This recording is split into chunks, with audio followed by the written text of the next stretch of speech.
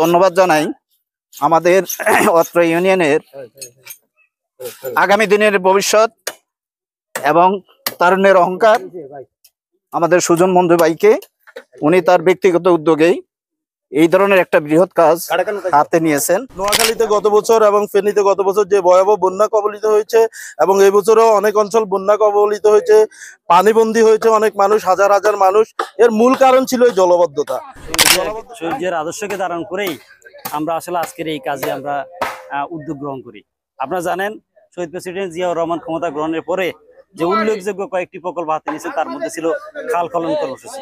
কারণ উনি জানতেন খাল খনন কর্মসূচির উদ্দেশ্যই ছিল সেচ ব্যবস্থা, বন্যা বা খরা পরিস্থিতি মোকাবেলা করা। কিন্তু ওনার পরবর্তী সময়ে আমাদের যারা ক্ষমতা গ্রহণ করেছেন, বিশেষ করে বিগত 15-17 বছরে যারা ক্ষমতায় ছিল, তাদের অপরিকল্পিত ব্যবস্থার কারণে প্রত্যেকটা খালের উপর দিকে রাস্তা তৈরি হওয়ার কারণে দেখা যাচ্ছে কি এখন অতিবৃষ্টি বা সামান্য বৃষ্টিতে আমাদের এদিকে জলাবদ্ধতা সৃষ্টি হয়। মূল কারণটা হলো পানি নিষ্কাশন ব্যবস্থা হচ্ছে না। দেখ আলহামদুলিল্লাহ জেলা প্রশাসক এই বছর এই উদ্যোগটা গ্রহণ করছে।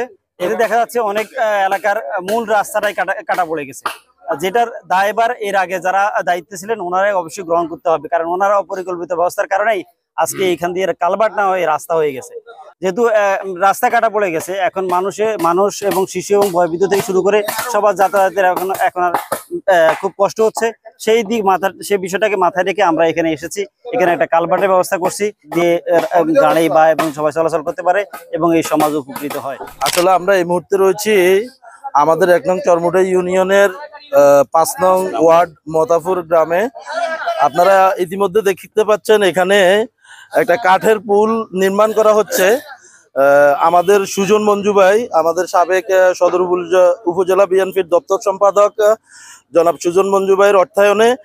এবং আসলে আমরা বিগত 11 জুলাই আমরা সুজন ভাই সহ আমাদের এলাকার অনেক নেতৃবৃন্দ আমরা এই নোয়াখালীর জলাবদ্ধতা নিয়ে কিছু কথা বলেছিলাম সোশ্যাল মিডিয়া।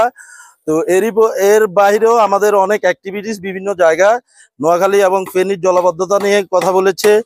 তো আসলে এই জলাবদ্ধতার পিছনে আমাদের শহীদ প্রেসিডেন্ট জিয়াউর রহমানের যে উদ্যোগ ছিল, যে তিনি খাল খনন কর্মসূচি নিয়েছে।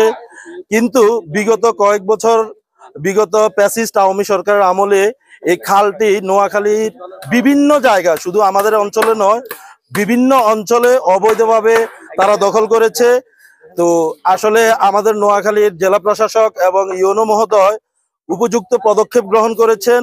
তারা আমাদের এই নতুনহাট থেকে ইসলামিয়া সড়কে যতগুলো অবৈধ স্থাপনা ছিল এবং বিভিন্ন জায়গা যে মানুষ তাদের যাতায়াতের জন্য রাস্তাগুলো অবৈধভাবে বেঁধেছিল, বিগত কিছুদিন ধরে তারা এই উচ্ছেদ অভিযান চলমান রেখেছে। আমরা আজকের এখানে আমাদের ইউনিয়ন বিএনপির বিভিন্ন অঙ্গ সংগঠনের নেতাকর্মীরা উপস্থিত রয়েছেন, আপনারা দেখতে পাচ্ছেন তিনারাও এখানে কাজ করতেছে। তো আমরা আমাদের সকলের পক্ষ থেকে ওনাদেরকে ধন্যবাদ এবং কৃতজ্ঞতা জ্ঞাপন করছি এমন একটা সুন্দর এমন একটা যুগোপযোগী কার্য হাতে নেওয়ার জন্য। পাশাপাশি আমি আবেদন করব যাতে ভবিষ্যতে এই ধরনের অবৈধ স্থাপনা আমরা কেউ তৈরি না করি। এবং আমরা আসলে মূলত বন্যা তৈরি হয় নোয়াখালীতে গত বছর এবং ফেনীতে গত বছর যে ভয়াবহ বন্যা কবলিত হয়েছে এবং এই বছরও অনেক অঞ্চল বন্যা কবলিত হয়েছে, পানিবন্দী হয়েছে অনেক মানুষ, হাজার হাজার মানুষ। এর মূল কারণ ছিল এই জলবদ্ধতা। জলাবদ্ধতা নিরসনে নোয়াখালী জেলা প্রশাসক এবং ইউনো মহোদয় যে উদ্যোগ নিয়েছেন তাদেরকে আবারও ধন্যবাদ জানাচ্ছি। তো আমরা এরই সাথে স্মরণ করছি আমাদের শহীদ প্রেসিডেন্ট জিয়াউর রহমানকে, যিনি আসলে এদেশের জন্য প্রকৃত অর্থে কাজ করে গেছেন, দেশের জন্য ভেবেছেন। আজকের রাজনীতিবিদরা আমরা মনে করি শহীদ প্রেসিডেন্ট জিয়াউর রহমানের আদর্শে যাতে ওনারা ওনাদের রাজনীতি করে, সেই উদাত্ত আহ্বান রেখে আমি আমার সংক্ষিপ্ত বক্তব্য এখানে শেষ করছি।